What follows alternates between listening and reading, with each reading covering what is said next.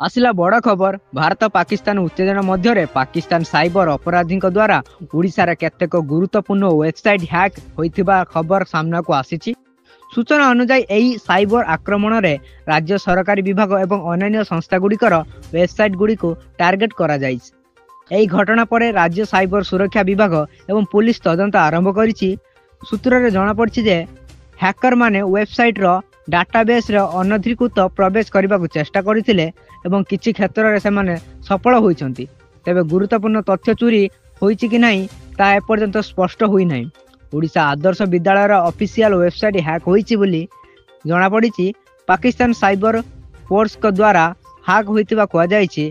काली ठारू हैक होई जाइछि साइट। एही साइट संपूर्ण ब्लैक होई जाइतिला सूचना मिलिछि। एने गणशिक्षा विभाग रो प्रतिक्रिया मिली पारि नाही।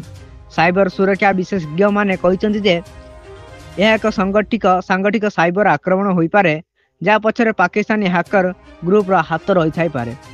यह दृष्टि रखी राज्य सरकार समस्त सरकारी वेबसाइट रो सुरक्षा व्यवस्था को आहरी कड़ाकड़ी करने को निर्देश देइछन्ति। ब्यूरो रिपोर्ट टेच इन ओडिया।